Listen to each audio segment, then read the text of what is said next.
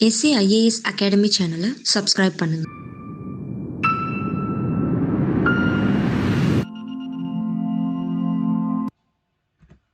வணக்கம். SCIAS அகாடமிக்காக Venkatesh Kumar. So இன்னைக்கு என்ன பார்க்க போறோம்னு பார்த்துட்டிங்கன்னா ஜூலை 27, 2021. ஸோ ஜூலை 27 நடந்த ஒரு முக்கியமான 10 இஷ்யூவை எப்படி நம்ம டிஎன்பிஎஸ்சி யூபிஎஸ்சி எக்ஸாம்ஸ்க்கு கொஷினாக எக்ஸ்பெக்ட் பண்ணலாம், அந்த இஷ்யூ என்ன அப்படிங்கிறத பார்க்க போகிறோம். ஸோ இன்னைக்கான first question, Yediyurappa bows out, suspense rise over new Karnataka CM. So நேற்றே இந்த நியூஸை பற்றி நான் ப்ரீஃபாக எக்ஸ்பிளைன் பண்ணியிருந்தேன். பிஜேபியினுடைய ரூல்ஸ் படி வந்து பார்த்துட்டிங்கன்னா 75 வயசுக்கு மேலே இருக்கிற ஒரு தலைவர் ஆக்டிவ் பாலிடிக்ஸ்லேருந்து என்ன பண்ணிக்கணும், ரிசைன் பண்ணிக்கணும். அதே மாதிரி வந்து பார்த்தீங்கன்னா புதுசாக வரக்கூடிய இளம் தலைவர்களுக்கு வழி கொடுக்கணும். இது வந்து பிஜேபியினுடைய ரூல். ஸோ இந்த ரூல் படி என்னென்னா, இப்போ ரீசெண்டாக வந்து எடியூரப்பா வந்து என்ன பண்ணியிருக்காரு அப்படின்னு பார்த்தீங்கன்னா ரிசைன் பண்ணியிருக்காரு. அதனால வந்து பார்த்தீங்கன்னா அவருக்கு பதிலாக பசவராஜ் பொம்மாய், சரிங்களா, பசவராஜ் பொம்மாய் அப்படிங்கிறவர் பிஜேபியினுடைய தலைவர். அவர் வந்து இப்போ கர்நாடகாவுடைய சிஎம்மாக பதவி ஏற்றிருக்கார். சரிங்களா, இப்போ கர்நாடகாவுடைய புது சிஎம் வந்து பார்த்தீங்கன்னா பசவராஜ் பொம்மாய். இந்த இஷ்யூ பற்றி ஆல்ரெடி உங்களுக்கு தெரியும். இப்போ வந்து பார்த்தீங்கன்னா கார்கில் திவாஸ் டே, கார்கில் விஜய் திவாஸ் டே, கார்கில் போரில் இந்தியா ஜெயிச்சதற்கான விழாவை வந்து கொண்டாடுற மாதிரி இப்போ ரீசெண்டாக வந்து 2 நாட்களுக்கு முன்னாடி நம்ம மோடிஜி, அதாவது பிரதம மந்திரி சொல்லியிருந்தார் எல்லாத்துக்கிட்டையும். சரிங்களா, அந்த விழாவை கொண்டாடுற விதமாக கர்நாடகாவில் ஒரு மீட்டிங் நடந்துச்சு. அந்த மீட்டிங்கில் வந்து எடியூரப்பா ஒரு ஃபேமஸ் ஸ்பீச் கொடுத்தார். அவர் என்ன பண்ணார்னா, ஒரு 10-20 வருஷத்துக்கு முன்னாடி கர்நாடகாவில் வந்து பார்த்தீங்கன்னா ஒரு கூட்டம் நடக்குது அப்படின்னு பார்த்தீங்கன்னா ஒரு 20 பேர் டு 50 பேரை சேர்க்கிறதே பெரும் கஷ்டம். சரிங்களா, ஈவன் அத்வானி, அதே மாதிரி வந்து பார்த்தீங்கன்னா வாஜ்பாய் இருந்தாலே பிரைம் மினிஸ்டர், இவங்கெல்லாம் வந்து பேசுகிறப்ப கூட ஒரு 400-500 பேரை கேதர் பண்ணுறதே கஷ்டம். அந்த காலத்துலேருந்து பிஜேபியிலேருந்து பிஜேபிக்கு ஒரு தூண் மாதிரி நின்று கர்நாடகாவில் பிஜேபியை நான் வளர்த்து விட்டுருக்கேன். ஸோ அப்படி ஒருத்தர் 2 பேர் கூட சப்போர்ட் இல்லாதப்போ பிஜேபியை பொறுத்தளவுக்கு என்னை வந்து ஒரு பைத்தியக்காரன் கூட சொல்லுவாங்க. சரிங்களா, ஏன்னா இது ஒரு ஃபியூச்சரே இல்லாத ஒரு பார்ட்டியில் போய் இவ்வளோ கஷ்டப்பட்டுட்டு இருக்கீங்களே அப்படின்ட்டு. ஏன்னா சாதாரண ஒரு வில்லேஜ் பிரசிடெண்ட்டாக, ஒரு முனிசிபல் பிரசிடெண்ட்டாக தன்னுடைய வாழ்க்கையை ஆரம்பித்த எடியூரப்பா பிஜேபியில் ரொம்ப ஆக்டிவாக பாலிடிக்ஸில் ஈடுபட்டு சைக்கிள்லாம் போயிட்டு அவருடைய கேன்வாஸ் செஞ்சு ஒரு பெரிய தலைவராக வந்து சிஎம்மாகவே இருந்திருக்கார். சரிங்களா, ஸோ இந்த அளவுக்கு பெரிய அளவுக்கு நான் வளர்றதுக்கு காரணம் என்னுடைய உழைப்பு தான் அப்படிங்கிற மாதிரியான ஸ்பீச்சையும் சில ஆதங்கங்களையும் வெளிப்படுத்தியிருக்கார். இன்னைக்கு வந்து பார்த்துட்டிங்கன்னா கர்நாடகாவுடைய புது சிஎம்மா பசவராஜ் அப்படிங்கிறவர் வந்து பதவி ஏற்றிருக்கார். சரிங்களா, எடியூரப்பா பதவி விலகி இருக்கிறார். சரியாப்பா, ஸோ இதுதான் நியூஸ், புரிஞ்சுங்களா. இந்த நியூஸ் வந்து பார்த்தீங்கன்னா தினமணி பேப்பர்லையும் கவர் ஆகிருக்கு, ஹிந்து பேப்பர்லையும் கவர் ஆகிருக்கு. ஸோ இதுலேருந்து எப்படி ஒரு கொஸ்டின் எடுக்கலாம் அப்படின்னு பார்த்தீங்கன்னா, which among the following is not correct about chief minister. Chief மினிஸ்டரை பற்றி பின்வரும் பாயிண்ட்ல எது தவறு அப்படின்னு கேட்டிருக்காங்கப்பா. ஸோ ஃபர்ஸ்ட் என்ன பாயிண்ட் கொடுத்துருக்காங்கன்னா, if chief minister resigns entire council of minister resign. So chief minister பதவி விலகினா அவருடைய மொத்த அமைச்சர் குழுவும், சரிங்களா, பதவி விலகணும்னு சொல்லியிருக்காங்க. So first point is right. ஏன்னா இப்போ ஜெயலலிதா அம்மையார் வந்து பதவி விலகினப்போ அவருடைய மொத்த அமைச்சர்களும் பதவி விலகி மீண்டும் பதவி ஏற்றுக்கிட்டாங்க. அது நம்மளுக்கு இது கிளியராக தெரியும். அதுக்கப்புறம் வந்து பார்த்தீங்கன்னா செகண்ட் பாயிண்ட் என்ன கொடுத்துருக்காங்கன்னா, சீஃப் மினிஸ்டர் ரிசைன்ஸ், ஸோ மொத்த அசம்பிளியே டிசால்வ் ஆகி மொத்த அவையும் கலைக்கப்பட்டு மீண்டும் இன்னொரு எலெக்ஷன் வைக்கணும்னு சொல்லியிருக்காங்க. இது தவறு. ஆப்ஷன் பி தான் இங்கே தப்பாக கொடுத்துருக்காங்கப்பா. ஆப்ஷன் சி, சீஃப் மினிஸ்டர் இருக்கும் பட்சத்தில் ஆட்டோமேட்டிக்காக அவருடைய மினிஸ்ட்ரியும் கலைச்சு புது மினிஸ்ட்ரி ஃபார்ம் பண்ணணும். ஏன்னா ஜெயலலிதா அம்மையார் இறந்தப்போ புது மினிஸ்ட்ரி ஃபார்ம் பண்ணதெல்லாம் நம்ம பார்த்தோம். அப்போ தான் வந்து பார்த்தீங்கன்னா நம்மளுடைய முன்னாள் சிஎம்மான சரிங்களா இபிஎஸ் வந்திருப்பார், எடப்பாடி பழனிசாமி வந்திருப்பார். ஸோ ஆப்ஷன் டி என்ன கொடுத்துருக்காங்க, chief minister can resign on the mid term. ஒரு இடைக்காலத்திலேயே, அவருடைய பதவிக்காலம் 5 வருடம் அப்படின்னா, ஸோ அவர் எப்போ நினைச்சாலும் அவருடைய பதவியிலிருந்து விலக முடியும்னு கொடுத்துருக்காங்க. இதுவும் சரியானது தான். சரிங்களா, ரைட். ஸோ சீஃப் மினிஸ்டர் சம்மந்தமாக நியூஸ் போயிட்டு இருக்கனால இந்த கேள்விகள் வர வாய்ப்பு இருக்கு. செகண்ட் வந்து பார்த்தீங்கன்னா 5 போலீஸ்மேன், சரிங்களா, 5 போலீஸ்மேன் கில்ட் இன் அசாம் மிசோரம் குரூப். ஸோ அசாம் மிசோரம் அப்படிங்கிறது வந்து பார்த்தீங்கன்னா இந்தியாவினுடைய 2 மாநிலங்கள். இது வந்து நார்த் ஈஸ்டில் இருக்கக்கூடிய மாநிலங்கள். ஸோ அசாம் வந்து பார்த்துட்டிங்கன்னா முதல் வந்து ஒரு யூனியன் டெரிட்டரியே இருந்துச்சு. 1972 அசாம்ங்கிறது ஒரு யூனியன் டெரிட்டரியே இருக்குது. 1987 அதே அசாமுக்கு வந்து பார்த்துட்டிங்கன்னா ஸ்டேட்ஹுட் கொடுத்தாங்க, அதாவது ஒரு மாநில அந்தஸ்து அப்படிங்கிறது கொடுத்தாங்க. சரிங்களா, ஸோ அப்படி மாநில அந்தஸ்து கொடுக்குறப்போ 2 எல்லைகளை, அசாமுக்கும் மிசோரமுக்கும், அதே மாதிரி அசாமை சுற்றி இருக்கக்கூடிய ஸ்டேட்டுக்கு எல்லைகளை பிரிக்கிறதுல அப்படிங்கிறது சின்ன சின்ன ப்ராப்ளம் இருந்துச்சு. இப்போ என்ன நடந்துச்சு அப்படின்னு பார்த்தீங்கன்னா, அசாம் மக்கள், அதாவது அசாம் கவர்மெண்ட் மிசோரம் மேல என்ன பண்ணி சொன்னா, மிசோரம்ல வாழக்கூடிய மக்கள் கிட்டத்தட்ட 2-3 கிலோமீட்டருக்கு வரைக்கும் அசாமுக்குள்ள வந்துடுறாங்க. அவங்க அத்துமீறி நுழைஞ்சு இல்லீகல் ஆக்டிவிட்டில ஈடுபடுறாங்க அப்படின்னு சொல்றாங்க. அதே தான் மிசோரம் என்ன சொல்றாங்கன்னா, அசாம் மக்கள் மிசோரம்ல 10-12 கிலோமீட்டர் வரைக்குமே உள்ள நுழைஞ்சு அவங்களுடைய அஹ், வாழ்வாதாரத்தை செஞ்சுக்கிறாங்க. அதே மாதிரி வந்து இல்லீகல் ஆக்டிவிட்டிஸ்லயும் ஈடுபடுறாங்க. இது வந்து என்னன்னா ஒரு ஸ்டேட்னுடைய சோவரினிட்டியை, ஒரு ஸ்டேட்னுடைய தன்னாட்சி தன்மையை பாதிக்கிற விதமா இருக்கு அப்படின்னு சொல்லிட்டு இருந்தாங்க. ஏன்னா அசாமுக்கும் மிசோரமுக்கும் இடையில இருக்கக்கூடிய எல்லையை சரியா பிரிக்கல. இதை பிரிக்கணும்ட்டு பிரிட்டிஷ் காலத்துல இருந்தே ட்ரை பண்ணிட்டு தான் இருக்காங்க. சரிங்களா? ஸோ இந்த எல்லையில பதட்டமான சூழ்நிலை நிலவரதுனால இந்த எல்லையை பாதுகாக்க வேண்டிய பொறுப்பு யாருக்கு கொடுத்துருக்காங்கன்னா சென்ட்ரல் ரிசர்வ் போலீஸ்க்கு கொடுத்துருக்காங்க. சரிங்களா? சென்ட்ரல் ரிசர்வ் போலீஸ் கொடுத்துருக்காங்க. திடீர்னு வந்து அசாம் அதிகாரிகள், சரிங்களா, அந்த பார்டர் பகுதிகளுக்கு வந்து அசாம் அதிகாரிகள் என்ன பண்றாங்கன்னா மிசோரம் பீப்புள் எல்லாத்தையும் அடிச்சு அவங்களுடைய பார்டருக்குள்ள விரட்டுறாங்க. ஸோ இதை பார்த்த மிசோரம் போலீஸ் வந்து மிசோரமுடைய அதிகாரிகளும் இதை தட்டி கேட்குறாங்க. இல்லை, இது வந்து அசாமுடைய பகுதி தான் அப்படின்ட்டு அசாம் அதிகாரிகள் சொல்றாங்க. இல்லை மிசோரமுடைய பகுதின்ட்டு மிசோரம் அதிகாரிகள் சொல்றாங்க. ஸோ 2 போலீஸ்களுக்கும் வாக்குவாதம் ஏற்படுது. வாக்குவாதம் கடைசியில் வந்து என்னவா மாறிடுச்சு, கன் ஷூட்டாக மாறி 2 பேரும் மாறி மாறி சுட்டுக்கிட்டாங்க. இதனால வந்து அந்த எல்லையில வந்து ஒரு மிகப்பெரிய பதட்டமான சூழ்நிலை ஏற்பட்டுச்சு. ஸோ அமித்ஷா, உள்துறை அமைச்சரான அமித்ஷா 2 அசாமுடைய சீஃப் மினிஸ்டருக்கும் மிசோரமுடைய சீஃப் மினிஸ்டருக்கும் ஃபோன் பண்ணி பேசி அந்த ப்ராப்ளத்தை சால்வ் பண்ணி வச்சார். புரிஞ்சுங்களா? ஆனால் எல்லையில் இருக்கக்கூடிய பிரச்சனை இனியும் சால்வ் பண்ணலை. அதை வந்து என்ன பண்ணலாம் அப்படின்னு பார்த்தீங்கன்னா, நம்ம பேசி சரியான எல்லையை பிரிக்கலாம். சரி, இப்போதைக்கு இந்த சண்டை 2 ஸ்டேட் கவர்மெண்ட் சண்டை போட்டுக்கிறது அப்படிங்கிறது ரொம்ப தவறான விஷயம். பண்ணீங்கன்னா உங்க 2 கவர்மெண்ட்டையும் சஸ்பெண்ட் பண்ண வேண்டியது இருக்கும் அப்படிங்கிற மாதிரி எல்லாம் பேசி இந்த பிரச்சனையை முடிச்சு வச்சிருக்காரு. சரிங்களா? இப்போ 2 மாநிலத்தினுடைய ஸ்டேட் போலீஸ் சண்டை போட்டுக்கிட்டது அப்படிங்கிறது ஒரு மிகப்பெரிய பிரச்சனையாக கருதப்படுது. இன்டர்நேஷனல் கண்ட்ரிஸும் இதை பார்த்துட்டு தான் இருக்கு. சரிங்களா? ஸோ இந்த பிரச்சனையில இருந்து ஒரு கொஸ்டின் எப்படி வரலாம் அப்படின்னு பார்த்தீங்கன்னா, சரிங்களா, இந்த கொஸ்டின் ஒரு கொஸ்டின் எப்படி வரலாம்னா, which among the following state does not border Mizoram. So மிசோரத்தில் எல்லையை ஷேர் பண்ணிக்காத ஸ்டேட் எதுன்னு கேட்டிருக்கோம். Option A Assam, option B Manipur, option C Tripura, option D Nagaland. இதுக்கு சரியான ஆன்சர் அப்படிங்கிறது நாகாலாந்து தான் வந்து மிசோரம் கூட பார்டரை ஷேர் பண்ணிக்கிறது கிடையாதுப்பா. மற்றபடி அசாம், மணிப்பூர், திரிபுரா. எப்படி வந்து மிசோரமுக்கு அசாமுக்கும் இந்த எல்லை பிரச்சனைகள் இருக்கோ அதே மாதிரி மணிப்பூருக்கும் அசாமுக்கும் எல்லை பிரச்சனைகள் இருக்கு. திரிபுராவுக்கும் மணிப்பூருக்கும் மிசோரம் இந்த எல்லா ஸ்டேட்டுக்குமே வந்து பார்த்தீங்கன்னா எல்லை பிரச்சனைகள் இருக்கு. இந்த பிரச்சனையில் ஈடுபடாத ஒரு ஸ்டேட் ஆப்ஷன்ல நாகாலாந்து தான். சரிங்களா? Third question, 1 or 2 claims pending under PMJJBY for COVID-19 deaths. சரிங்களா? ஸோ 2014 ஃபர்ஸ்ட் பிஜேபி கவர்மெண்ட் ஆட்சிக்கு வந்த உடனே பிரதம மந்திரி மீன்ஸ் ஒரு அறிவிச்ச முக்கியமான ஸ்கீம் என்ன அப்படின்னு பார்த்தீங்கன்னா, பிரதான் மந்திரி ஜீவன் ஜோதி பீம யோஜனா அப்படின்ற ஒரு திட்டம். இது வந்து ஒரு லைஃப் இன்சூரன்ஸ் ஸ்கீம். இந்த திட்டத்தின்படி வருஷம் 330 ரூபா நம்ம வந்து பேங்க் அக்கௌண்ட்ல கட்டணும் அப்படின்னா ஆட்டோமேட்டிக்காக என்ன, ஒருவர் இறக்கும் பட்சத்தில் அவங்களுக்கு 2 லட்சம் ரூபாய் தொகை அவங்களுடைய லைஃப் இன்சூரன்ஸ் கவரா அவங்களுடைய நாமினிக்கு போய் சேரும். புரிஞ்சுங்களா? 330 ரூபா கட்டினா அவங்க இறந்துட்டாங்கன்னா 2 லட்சம் ரூபாய் வரைக்கும் கவர்மெண்ட்ல இருந்து என்ன பண்ணுவாங்கன்னா இந்த ஸ்கீம்ல அவங்களுடைய நாமினிக்கு கொடுத்துருவாங்க. சரிங்களா? ஸோ இந்த ஸ்கீமுக்கு கீழே வந்து பார்த்துட்டீங்கன்னா இனி 102 பேருக்கு இந்த பணம், இந்த COVID-19 சுச்சுவேஷன்ல இறந்தவங்களுக்கு, விக்டிம்ஸ் இறந்தவங்களுக்கு அவங்க குடும்பத்தாருக்கு சேர வேண்டிய அந்த 2 லட்ச ரூபாய் பணத்தை இனியும் வந்து சென்ட்ரல் கவர்மெண்ட் ரிலீஸ் பண்ணாமல் இருக்கு அப்படின்ட்டு தமிழ்நாடு கவர்மெண்ட் லோக்சபாவில் சொல்லியிருக்கு. ஸோ அதற்கான பதிலாக என்ன பண்ணியிருக்காரு அப்படின்னு பார்த்தீங்கன்னா, ஃபினான்ஸ்னுடைய இணை அமைச்சர் அதற்கான பதிலை கொடுத்துருக்காரு. ஆல்மோஸ்ட் நாங்கள் எல்லா தொகைகளையும் நிறுத்தி வைக்கல, கொடுத்தாச்சு. சரிங்க அப்படின்னு சொல்லியிருக்காங்க. இந்த ஸ்கீமை வந்து பார்த்துட்டிங்கன்னா எந்த வருஷம் லான்ச் பண்ணாங்கன்னா 2015. அப்படின்னா ஆப்ஷன் ஏ கரெக்ட் தான். Option B, it is a life insurance scheme அப்படிங்கிறதும் கரெக்ட் தான். Option C, implemented by LIC. சரிங்களா? அதுவும் கரெக்ட். இது இம்ப்ளிமெண்ட் பண்ணுறது LIC. ஸோ இது வந்து என்ன சொல்லியிருக்காங்கன்னா, health and family welfare ministry கீழே வருது. குடும்பம் மற்றும்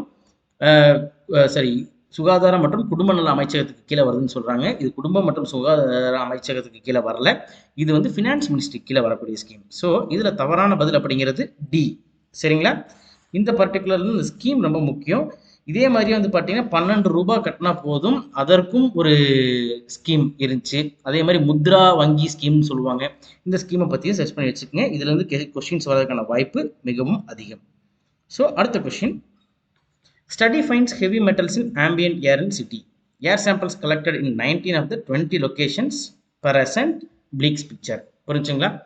இப்போ தமிழ்நாட்டில் முக்கியமாக சென்னையில் ஒரு 20 இடங்கள் என்ன பண்ணாங்கன்னா ஏர் குவாலிட்டியை பற்றின ரிசர்ச் பண்ணாங்க. அதாவது அங்கே இருக்கக்கூடிய காற்றினுடைய தரம் என்ன அப்படின்ட்டு. அந்த தரத்தை ஆராயிறப்ப பார்த்துட்டிங்கன்னா அதில் வந்து நிறைய ஹெவி மெட்டல்ஸ் கலந்துருக்கு. இப்போ ஒரு மெட்டல் வந்து ஆட்டோமேட்டிக்காக 10 அளவுக்கு மேல இருந்துச்சுன்னா 10 மைக்ரான் அளவுக்கு மேல இருந்துச்சுன்னா அது பிரச்சனை கிடையாது. நாசி துவாரங்களுக்குள்ள போய் லங்ஸ்ல எந்த ஒரு ப்ராப்ளத்தையும் ஏற்படுத்தாது. அதனுடைய தூசி பெருசா இருந்துச்சுன்னா.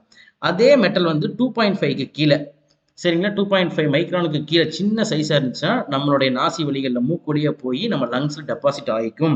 இதனால வந்து நெறைய பிரச்சனைகள் ஏற்படும். ஸோ இந்த மாதிரி காத்துல மெட்டல் நெறைய வந்து எங்க கலந்திருக்கு? சென்னையில இருக்கக்கூடிய காற்றுல கலந்திருக்கு. அதனால சென்னையில இருக்கக்கூடிய காற்று மாசுபட்டுருச்சு. சரிங்களா?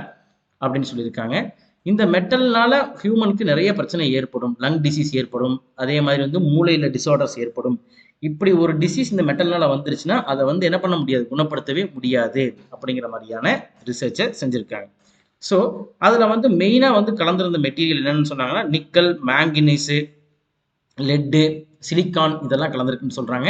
இது கலந்ததுக்கான காரணம் என்னன்னா, அதிகமான இண்டஸ்ட்ரி அங்க இருக்கிறது தான் காரணம் அப்படின்னு சொல்லியிருக்காங்க. ஸோ அப்படின்னா, சென்னையில இருக்கக்கூடிய காத்த வந்து சுத்தப்படுத்தணும் அப்படின்னா, அதற்கான மெஷர்ஸ கவர்மெண்ட் எடுக்கணும். சென்னையினுடைய காற்று மாசுபாட்ட கட்டுப்படுத்துறதுக்கான முறைகளையும், இண்டஸ்ட்ரிகளையும் வழிவகைப்படுத்தணும் அப்படிங்கிற மாரி நியூஸ் குடுத்துருக்காங்கப்பா. ஸோ இதுலருந்து என்ன கொஸ்டின் எடுக்கலாம்னா, பின்வருவனவற்றுள் எது வந்து ஒரு ஸ்ட்ராங்கான ஹெவி மெட்டல் கிடையாதுன்னு கேட்டிருக்கோம். ஆப்ஷன் ஏ குளோரின் அப்படிங்கிறத ஸ்ட்ராங்கான மெட்டல் கிடையாது. Option B nickel, manganese, lead இது எல்லாமே ஸ்ட்ராங்கான மெட்டல். இந்த சென்னையில் இருக்கக்கூடிய காத்துல அதிகமாக கலந்துருக்கக்கூடிய மெட்டல்ஸ் எது அப்படின்னு பார்த்தீங்கன்னா, நிக்கல், மாங்கனீஸ், சிலிக்கான் இதுதான் வந்து அதிகமாக கலந்துருக்குன்னு சொல்லியிருக்காங்க. ஓகேங்களா? ஸோ ஏக்யூஐன்னு சொல்லுவாங்க. ஏர் குவாலிட்டி இண்டெக்ஸ் அப்படின்னா என்ன அப்படிங்கிறது உங்களுக்கு தெரியும்னா கீழே கமெண்ட் பாக்ஸ்ல கமெண்ட் பண்ணுங்க. Next army observes Kargil Vijay Diwas. புரிஞ்சுங்களா? 1999ஆம் ஆண்டு பாகிஸ்தானுக்கு எதிராக வந்து நம்ம செஞ்ச ஒரு போர் தான் வந்து பார்த்தீங்கன்னா கார்கில் போர். கார்கில் அப்படிங்கிற இடத்துல வந்து பார்த்தீங்கன்னா நிறைய பாகிஸ்தானுடைய படை வீரர்கள் அத்துமீறி இந்தியாவுக்குள் நுழைஞ்சாங்க. அதுக்கு பதில் தாக்குதல் நடத்தி அந்த போர்ல என்ன பண்ணோம் அப்படின்னு பார்த்தீங்கன்னா, இவங்கள அதாவது பாகிஸ்தான் படை வீரர்களை விரட்டி அடிச்சு நம்ம வந்து போர்ல வெற்றி பெற்றோம். ஸோ இந்த வெற்றியை கொண்டாடுறதுக்காக 2 நாட்களுக்கு முன்னாடி நம்ம பிரதம அமைச்சர் வானொலி வாயிலாக இந்த வெற்றியை எல்லாருமே கொண்டாடணும். ஸோ இந்த வெற்றியை நம்ம கொண்டாடுறது அதே மாதிரி இறந்த சோல்ஜர்ஸுக்கான மரியாதை செல்றதுங்கிறது ஒவ்வொரு இந்தியனுடைய கடமை அப்படின்னு சொல்லியிருந்தாரு. அதனால இந்த விழா எல்லா அரசாங்கங்களாலும் கொண்டாடப்பட்டுச்சு. சரிங்களா? ஸோ இது வந்து 22nd ஃபங்க்ஷன். சரிங்களா? கார்கில் போர் நடந்து 22வது வருஷம் இது. 22வது விழாவும் கூட. கார்கில் போர்ல உயிர் நீத்த எல்லா சோல்ஜர்ஸுக்கும் வணக்கம் செய்யறதுக்காக ராம்நாத் கோவிந்த் பாரமுல்லா அப்படின்னு சொல்லக்கூடிய காஷ்மீர் மாநிலத்தில் இருக்கக்கூடிய யூனியன் பிரதேசத்தில் இருக்கக்கூடிய பாரமுல்லா இடத்துல வந்து பார்த்தீங்கன்னா இந்த கார்கில் ஸ்டேடியம் அப்படின்ற ஒரு இது இருக்கு. அந்த கார்கில் ஸ்டேடியத்தில் சென்று ஒரு மரியாதை செலுத்துறதா இருந்துச்சு. இப்போ காஷ்மீர்ல ரொம்ப கிளைமேட் எக்ஸ்ட்ரீமா இருக்கிறனால எக்ஸ்ட்ரீம் கூலிங் இருக்கிறனால ராம்நாத் கோவிந்த் இந்த பர்டிகுலர் ப்ரோக்ராமை கேன்சல் பண்ணியிருக்காரு. அவருடைய ராஷ்டிரபதி மாளிகையில இருந்தே ஜனாதிபதி மாளிகையிலிருந்தே கார்கில் திவாஸ் விஜய் திவாஸ் விழாவை கொண்டாடி இருக்கிறார். சோல்ஜர்ஸ்க்கு மரியாதை செலுத்தியிருக்கிறார் அப்படிங்கிறது தான் நியூஸ். ஸோ கார்கில் போர் எந்த நாடுகளுக்கு இடையே நடைபெற்று கொஸ்டின் கேட்டிருக்கோம். ஸோ ஆப்ஷன் சி பாகிஸ்தான்ங்கிறது சரியான பதில். SC says CBI should collect its own evidence in ISRO case. சரிங்களா? இஸ்ரோ கேஸ் கிட்டத்தட்ட 1994வது வருஷம். சரிங்களா? 1994வது வருஷம் இஸ்ரோல கிரையோஜெனிக் என்ஜின்ல ஒர்க் பண்ண ஒரு ஃபார்மர் சயின்டிஸ்டுடைய பேர் தான் நம்பி நாராயணன். அப்ப என்ன நடந்துச்சு அப்படின்னு பார்த்தீங்கன்னா, நம்பி நாராயணன் அப்படிங்கிறவர் இஸ்ரோ சம்பந்தப்பட்ட சில டைகிராம்ஸையும் சில இம்பார்ட்டண்ட்டான மெசேஜையும் சரிங்களா என்ன பண்ணியிருக்காரு அப்படின்னு பார்த்தீங்கன்னா, ஸ்பை பண்ணி உளவு பார்த்து பாகிஸ்தானுள்ள ஒரு பிரைவேட் இடத்திற்கு பிரைவேட் கம்பெனிக்காக வித்திருக்கார் அப்படின்னு சொல்லிட்டு கேரளாவை சார்ந்த ஒரு போலீஸ் ஆஃபீஸர் யார் மேல கேஸ் போட்டிருக்காரு? நம்பி நாராயணன் மேல கேஸ் போட்டாங்க. இதனால நம்பி நாராயணன் அரெஸ்ட் பண்ணப்பட்டார். அரெஸ்ட் பண்ணி கிட்டத்தட்ட இந்த கேஸ் வந்து 2018 வரைக்கும் நடந்துச்சு. 2018ல நம்பி நாராயணன் மேல எந்த ஒரு குற்றமும் கிடையாது, இது அவர் மேல ஜோடிக்கப்பட்ட வழக்கு, அவர் மேல பொய் குற்றச்சாட்டு சொல்லியிருக்காங்க அப்படின்ட்டு சுப்ரீம் கோர்ட் தீர்ப்பு கொடுத்துச்சு. சரிங்களா? இதனால வந்து என்ன பண்ணாங்க அப்படின்னு பார்த்தீங்கன்னா, கிட்டத்தட்ட ஒரு 94ல இருந்து 2018 கிட்டத்தட்ட 20 வருஷ வாழ்க்கையே வந்து நம்பி நாராயணனுக்கு போயிருச்சு. ஸ்பேஸ்ல நிறைய ரிசர்ச் பண்ணணும் அப்படிங்கிறது அவருடைய நோக்கம். இது எல்லாமே பாலடிக்கப்பட்டது. ஸோ இந்த இன்சிடென்ட்னால என்னுடைய வாழ்க்கையே போச்சு அப்படிங்கிற மாதிரி நம்பி நாராயணன் சொல்லியிருந்தாரு. இவருக்கு காம்பன்சேஷனா 50 லட்சம் ரூபாயை கேரளா அரசாங்கம் யாருக்கு கொடுக்கணும்? நம்பி நாராயணனுக்கு கொடுக்கணும் அப்படிங்கிற மாதிரியான தீர்ப்பையும் கொடுத்திருந்தாங்க. இருந்தாலும் நம்பி நாராயணன் என்ன பண்ணாருன்னா, என்ன பொய்யா இந்த வழக்குல ஜோடிச்சு மாட்டி விட்ட அதிகாரிகளுக்கு என் மேல பர்சனலா என்ன வெஞ்சன்ஸ், அந்த பொலிட்டிக்கல் கேம் என்ன அப்படிங்கிறத தெரிஞ்சுக்கிறதுக்காக அவங்க எதிர்த்து என்ன பண்ணார் அப்படின்னு பார்த்தீங்கன்னா, சுப்ரீம் கோர்ட்ல என்ன பண்ணாருப்பா ஒரு வழக்கை தொடர்ந்திருந்தாரு. இந்த வழக்கை பொறுத்தளவுக்கு என்ன பண்ணாங்க அப்படின்னா சிபிஐக்கு மாற்றினாங்க. சிபிஐ ஏன் இந்த பொய்யான வழக்கு ஜோடிக்கப்பட்டது அப்படிங்கிறது விசாரிக்கிறதுக்காக அவங்களுடைய விசாரணை நடத்திட்டு தான் வந்துட்டு இருக்காங்க. இப்போ ரீசெண்டாக சுப்ரீம் கோர்ட் தீர்ப்பு என்ன சொல்லியிருக்காங்க அப்படின்னு பார்த்தீங்கன்னா, சிபிஐ முக்கியமான எவிடன்ஸை கலெக்ட் பண்ணணும். அதே மாதிரி இந்த இன்சிடென்ட்னால இந்த பர்டிகுலர் கேஸில் வேற யாராவது பாதிக்கப்பட்டிருந்தாலும் கோர்ட்டில் முன் வந்து அவங்க வந்து வழக்குகளை பதிவு செய்யலாம். உங்களுக்கான நியாயத்தை கோர்ட் பெற்றுத்தரும். சிபிஐ எவிடன்ஸை பேஸ் பண்ணி தான் இந்த ரிப்போர்ட்டை ஃபைல் பண்ணமே தவிர ஒருத்தர் ஃபேவராக நடந்துக்க கூடாது அப்படிங்கிறதையும் சொல்லியிருக்காங்க. அதுவும் இல்லாமல் நம்ம சுப்ரீம் கோர்ட்டை தனியாக ஒரு கமிட்டி நியமித்து இந்த நம்பி நாராயண் கேஸை விசாரிக்கிறதுக்காக அந்த கமிட்டியை வந்து என்ன பண்ணியிருக்குப்பா நியமித்து அதனுடைய வெளிப்படைத்தன்மையை கண்டுபிடிக்கிறதுக்காக ரிப்போர்ட்ஸை தயார் செய்ய சொல்லியிருக்கு. இந்த ரிப்போர்ட்ஸினுடைய அடிப்படையில் தான் சிபிஐனுடைய விசாரணை இருக்கணும் அப்படிங்கிறதையும் சுப்ரீம் கோர்ட் திருத்தமாக சொல்லியிருக்காங்க. ரைட். ஸோ அடுத்த question, over 354 crore FASTag issued so far. இதுவரைக்கும் 3.54 கோடி ஃபாஸ்டேக்குகள் கொடுக்கப்பட்டிருக்கு. ஃபாஸ்டேக்குங்கிறது ஒன்றும் இல்லைப்பா, நம்ம வாகனத்துக்காக காராக இருக்கட்டும், லாரியாக இருக்கட்டும், பஸ்ஸாக இருக்கட்டும், ஃபாஸ்டேக்ன்ற ஒரு இதை வாங்கிட்டோம் அப்படின்னா நம்ம என்ன பண்ண வேண்டியது இல்லைன்னா டோல் பிளாஸாவில் புரிஞ்சுங்களா, சுங்கச்சாவடிகளை நின்று டோல் நம்ம கட்ட வேண்டிய அவசியம் கிடையாது. ஆல்ரெடி நம்ம பேங்க் அக்கௌண்ட்லேருந்து அந்த டோல் நம்ம கிராஸ் பண்ணுறப்போ ரீசார்ஜ் பண்ணி வச்சிருந்த ஃபாஸ்டேக்கில் ரீசார்ஜ் பண்ணி வச்சிருந்த அமௌண்ட்லேருந்து ஆட்டோமேட்டிக்காக டிடெக்ட் ஆகிக்கும். சுங்கச்சாவடிகளில் டிராஃபிக்கை குறைக்கிறதுக்காக தான் இந்த திட்டம் அப்படிங்கிறது கொண்டு வரப்பட்டுச்சு. இந்த திட்டத்தை பற்றி முதல் பேசினது 2014 வருஷம். ஆனால் 2016 வருஷம் தான் இந்த திட்டம் செயல்பாட்டுக்கு வந்து இந்தியாவில் குறிப்பிட்ட ஒரு 300 டோல் பிளாஸால மட்டும் இந்த திட்டத்தை அறிமுகப்படுத்துச்சு. இந்த திட்டம், இந்த ஃபாஸ்டேக் அப்படிங்கிறது எல்லா வாகனங்களுக்கும் கம்பல்சரி அப்படின்னு எப்போ மாற்றினாங்க அப்படின்னா இந்த 2021 பிப்ரவரி 15, 16 தேதிகளில் தான் இதை மாற்றினாங்க. சரிங்களா? ஸோ இந்த மாதிரி இந்த ஃபாஸ்டேக் சம்மந்தப்பட்ட நியூஸஸ் வந்திருக்கு. இதுக்கு முன்னாடி வந்து பார்த்தீங்கன்னா 80% வெஹிக்கிள்ஸை நாங்கள் ஃபாஸ்டேக்கில் கவர் பண்ணிட்டோம். இப்போ கரெக்டாக வந்து 90% மேலேயும் நாங்கள் கவர் பண்ணிட்டோம். கிட்டத்தட்ட 3.54 கோடி இதனுடைய எண்ணிக்கை அப்படின்ட்டு சென்ட்ரல் கவர்மெண்ட் அதனுடைய அறிக்கையில் வெளியிட்டிருக்காங்க. ஸோ இந்த ஃபாஸ்டேகை பற்றின கொஸ்டினில் எது தவறாக இருக்குன்னு கேட்டிருக்கோம்ப்பா. RFID டெக்னாலஜி தான் இதில் யூஸ் பண்ணுறாங்க அப்படிங்கிறப்ப ஆப்ஷன் ஏ சரி. Option B aims at decreasing traffic at tolls. So சுங்கச்சாவடிகளில் டிராஃபிக்கை குறைக்கிறதுக்காக தான் இந்த திட்டம் கொண்டு வரப்பட்டிருக்குன்னு சொல்கிறாங்க. இதுவும் சரி. Third, the scheme rolled out in 2016. இந்த திட்டம் கிட்டத்தட்ட 2016 நடைமுறைக்கு வந்ததுன்னு சொல்லியிருக்காங்க. இதுவும் சரி. Option D, FASTag is valid for 10 years. FASTag 10 yearsக்கு வேலிட் கிடையாது, 5 yearsக்கு மட்டும்தான் valid. So option D is the incorrect. Next வந்து பார்த்தீங்கன்னா 8th question, TNUP acquire land for defence industrial corridor. சரிங்களா? இப்போ தமிழ்நாட்டிலையும் உத்தரப்பிரதேஷ் அப்படிங்கிற 2 மாநிலத்திலையும் வந்து பார்த்துட்டிங்கன்னா இந்த டிஃபென்ஸ் சம்மந்தப்பட்ட எக்யூப்மெண்ட் செய்கிறதுக்காக, டிஃபென்ஸ் எக்யூப்மெண்ட்ஸ் அப்படின்னு பார்த்தீங்கன்னா என்ன சொல்கிறேன், பாதுகாப்பு பணிகளுக்கு தேவையான துப்பாக்கிகள், பீரங்கிகள் இதெல்லாம் தயாரிக்கிற இண்டஸ்ட்ரீஸை கெட்டுறதுக்காக 2 ஸ்டேட்டை சூஸ் பண்ணியிருக்காங்க. 2 ஸ்டேட்லையுமே 5 இடங்களை சூஸ் பண்ணியிருக்காங்க. தமிழ்நாட்டில் எடுத்துக்காட்டால் சென்னை, கோயம்புத்தூர், ஒசூர், சேலம், திருச்சிராப்பள்ளி. சென்னை, கோயம்புத்தூர், ஒசூர், சேலம், திருச்சிராப்பள்ளி. அதே மாதிரி யூபியில் ஆக்ரா, அலிகர், சித்ராகோட், ஜான்சி, கான்பூர், லக்னோ. இந்த இடங்கள்லாம் வந்து பார்த்தீங்கன்னா என்ன பண்ண போகிறாங்கன்னா இண்டஸ்ட்ரியல், அதாவது டிஃபென்ஸ் இண்டஸ்ட்ரீஸ், பாதுகாப்பு உபகரணங்களை தயாரிக்கக்கூடிய தொழிற்சாலைகளை கட்ட போகிறாங்க.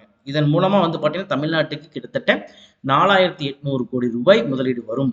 பிரைவேட்டும் பப்ளிக்கும், அதாவது கவர்மெண்ட்டும் பிரைவேட்டும் சேர்ந்து தான் இந்த திட்டத்தை நடைமுறைப்படுத்த போகிறாங்க. இதனால நிறைய நிலம் தேவைப்படுறதுனால தமிழ்நாடு அரசாங்கமும் அதே மாதிரி உத்தரப்பிரதேச அரசாங்கமும் நிறைய நிலங்களை வந்து கையகப்படுத்தி இருக்கு. ஸோ கோயம்புத்தூருக்கு இது வரப்போகுது அப்படிங்கிறது ஒரு பெருமை தான். சரிங்களா? இந்த 5 இடங்களை கான்சென்ட்ரேட் பண்ணிக்கிங்க, இது ரொம்ப முக்கியம். அதை வச்சே நான் இங்கே ஒரு கொஷின் மேக் பண்ணியிருக்கோம். So which among the place in Tamil Nadu does not comes under defense industrial corridor? So இந்த பாதுகாப்பு உபகரணங்களை தயாரிக்கக்கூடிய தொழிற்சாலைகள் எந்த பர்டிகுலர் தொழிற்சாலை பூங்காக்கள் எந்த பர்டிகுலர் டிஸ்ட்ரிக்ட்ல வரலன்னு கேட்டிருக்காங்க. ஆப்ஷன் ஏ கோயம்புத்தூர் வருது. ஆப்ஷன் பி மதுரையில் தான் வரல. Option B is the right answer. Option C ஹொசூர்லையும் இருக்குது, சேலம்லையும் இருக்குது. சரிங்களா? இது தவிர திருச்சிராப்பள்ளியிலையும் வரதா இருக்குது. Okay. Lok Sabha bosses 2 bill AMET protest for opposition. இப்போ ரீசெண்டாக வந்து பார்த்தீங்கன்னா லோக்சபாவில் நிறைய பிரச்சனைகள் போயிட்டு இருக்கு. என்ன பிரச்சனை அப்படின்னா இந்த பெகாசஸ் பற்றி ப்ரீஃபாக நம்ம என்ன பண்ணணும், கவர்மெண்ட்டு டிஸ்கஷன் பண்ணணும் அப்படின்ட்டு நிறைய எதிர்கட்சிகள் சொல்லிட்டு இருக்காங்க. அது மட்டும் இல்லாமல் இப்போ ரீசெண்டாக வந்து பார்த்தீங்கன்னா அந்த ஃபார்ம் பில், அந்த விவசாயத்திற்காக பாஸ் பண்ணப்பட்ட 3 பில், அதாவது தமிழில் பில்லுனா மசோதான்னு சொல்லுவோம், ஆக்ட்னா சட்டம். ஒரு மசோதா பிரசிடென்ட்னால ஒப்புதல் வழங்கப்பட்டதுக்கு அப்புறம் தான் சட்டமாக மாறும். when president gives assent to the bill will become act. So இந்த ஃபார்மர்ஸ் பில்லை பொறுத்தளவுக்கு, விவசாய சட்டங்களை பொறுத்தளவுக்கு, விவசாய மசோதாக்களை பொறுத்தளவுக்கு நிறைய மாற்றங்கள் செய்ய வேண்டியது இருக்கு. இதை அரசாங்கம் பின்வாங்கணும் அப்படிங்கிற மாதிரியான விஷயங்களை டிஸ்கஷன் நடத்தணும் அப்படின்னு சொல்லிட்டு எதிர்க்கட்சிகள் எல்லாமே சொல்லிட்டு இருக்காங்க. சரிங்களா? இதை பற்றின டிஸ்கஷன் நடத்தினா தான் அவையில் ஒத்துழைப்பை தருவோம் அப்படின்னு சொல்லிட்டு இருக்காங்க. சரிங்களா? ஸோ இது ரீசெண்டாக 2 பில்லை பாஸ் பண்ணுறதுக்காக நிர்மலா சீதாராமன் ஃபினான்ஸ் மினிஸ்ட்ரி சார்பாக ஒரு பில் பாஸ் பண்ண போகிறாங்க. அதே மாதிரி ஃபுட் மினிஸ்டரும் ஃபுட் கார்பரேஷன் மினிஸ்டரும் ஒரு பில்லை பாஸ் பண்ண போகிறாரு. அந்த பில்லுடைய பேர் தெரியுன்னா கீழே கமெண்ட் பாக்ஸில் கமெண்ட் பண்ணுங்கள். ஸோ இதுலேருந்து ஒரு pre question எடுக்கலாம்னா, which among the following statement is correct about Lok Sabha? லோக்சபாவை பற்றி பின்வரும் பாயிண்ட் எது சரின்னு கேட்டிருக்கோம். Option A, the member of Lok Sabha indirectly elected by the people. மறைமுகமாக லோக்சபாவினுடைய உறுப்பினர்கள் தேர்ந்தெடுக்கப்படுகிறார்கள் கொடுத்திருக்கோம். இது தவறு. நேரடியான உறுப்பினர்களும் இருக்காங்க, மறைமுக உறுப்பினர்களும் இருக்காங்க. Option B, the member of Lok Sabha can only become minister. லோக்சபாவில் இருக்கிற ஒருத்தர் தான் மினிஸ்டர் ஆகும் அப்படின்னு சொல்லியிருக்காங்க. அதுவும் தவறு. Option C, prime minister must be the member of Lok Sabha. பிரதம அமைச்சராக இருக்கக்கூடியவர் லோக்சபாவினுடைய ஒரு உறுப்பினராகத்தான் இருக்கணும்னு சொல்றாங்க. இல்லை, ராஜ்யசபாவில் இருக்கக்கூடிய ஒருத்தரும் என்ன பண்ணலாம்? பிரைம் மினிஸ்டராக வரலாம். அப்படி ஃபர்ஸ்ட் ராஜ்யசபாவிலிருந்து வந்த பிரைம் மினிஸ்டர் யாரும் தெரியும்னா கீழே கமெண்ட் பண்ணுங்க. Last option, the minimum age for member of Lok Sabha must be 25. So லோக்சபாவில் மெம்பராக வரணும்னா மினிமம் அவங்க 25 வயது பூர்த்தி அடைஞ்சிருக்கணும்னு சொல்றாங்க. Option D is the right answer. So last news இன்னைக்கு, land use change disrupted Kinnaur's ecology, says study development project, put up the risk of landslips. So இது நேற்று பார்த்த நியூஸ் தான். ஹிமாச்சல பிரதேசில் கினார் அப்படிங்கிற டிஸ்ட்ரிக்டில் வந்து பார்த்தீங்கன்னா லேண்ட்ஸ்லைட் நிலச்சரிவு ஏற்பட்டு நேற்று 9 பேர் இறந்து போனாங்க. இது சம்மந்தப்பட்ட படிப்புகளினுடைய ரிப்போர்ட் இப்போ வர தொடங்கியிருக்கு. புரிஞ்சுங்களா? கவர்மெண்ட் டேட்டாலேருந்து படித்த ரிப்போர்ட் படி என்ன சொல்கிறாங்கன்னா, இங்கே வந்து காடுகள் அழிக்கிறதுனால தான் இங்கே லேண்ட்ஸ்லிப்பு அதிகமாக நடக்குது அப்படின்னு சொல்லியிருக்காங்க. இந்த காடுகள் அழிக்கிறதுக்கான காரணம் என்னன்னு சொல்கிறாங்கன்னா, ஹைட்ரோ எலக்ட்ரிக் பவர் பிளான்ட், நீர் அனல் மின்சாரம், அதே மாதிரி வந்து பார்த்தீங்கன்னா டேம் கட்டுறதுக்காகவும் இந்த காடுகள் அழிக்கப்படுது அப்படின்னு சொல்றாங்க. இது மட்டும் கிடையாது, லோக்கல்ல இருக்கக்கூடிய பீப்புளும் இங்க இருக்கக்கூடிய காடுகளை அழிச்சு அங்க இருக்கக்கூடிய நிலங்களை வந்து டெசர்ட்டா மாத்திக்கிட்டு இருக்காங்க. இதனால காடுகளுக்குள்ள ஊடுருவல் அதிகமாகுது. ஆட்டோமேட்டிக்கா மண்ணினுடைய நிலைத்தன்மை குறைந்து அங்க இருக்கக்கூடிய உயிரினங்களுக்கு லேண்ட்ஸ்லைடு மட்டும் பாதிப்பு கிடையாது, அந்த எக்கோசிஸ்டமே பாதிக்கப்பட்டு அங்க இருக்கக்கூடிய உயிரினங்களுடைய வாழிடமே பாதிக்கப்பட வாய்ப்பு இருக்கிறது. இது சரியானது கிடையாது. அதனால இதுல இங்க கொண்டு வர டெவலப்மெண்ட் ப்ராஜெக்ட்ஸை மற்ற உயிர்களுக்கு எந்த ஒரு பாதிப்பும் ஏற்படாம, எந்த ஒரு உயிருக்கும் பாதிப்பு ஏற்படாம கொண்டு வரணும். அப்பதான் லேண்ட்ஸ்லைடு இதெல்லாம் நம்ம தடுத்து நிறுத்த முடியும்னு சொல்லியிருக்காங்க இந்த ஸ்டடியில. ஸோ இது வந்து எப்படி நியூஸ் மார்க் பண்ணலாம்னா, Kinnaur is recently in news. Which among the following state does not Kinnaur region is located? So Kinnaur எந்த ஸ்டேட்ல இல்லைன்னு கொஸ்டின் கேட்டிருக்காங்க. ஸோ நானே சொல்லிட்டேன், ஹிமாச்சல் பிரதேசத்தில் தான் கின்னூர் இருக்கு. So option B is the right answer. மகாராஷ்டிராவில் கிடையாது, உத்தரகாண்டில் கிடையாது, ஒடிஷாவில் கிடையாது. ஸோ இன்னைக்கான நியூஸ் உங்களுக்கு பிடிச்சிருந்துச்சு, அதே மாதிரி புரிஞ்சிருந்துச்சு அப்படின்னா என்ன பண்ணலாம்? இந்த வீடியோவை நிறைய பேருக்கு ஷேர் பண்ணலாம், முக்கியமாக லைக் பண்ணலாம். Thank you very much.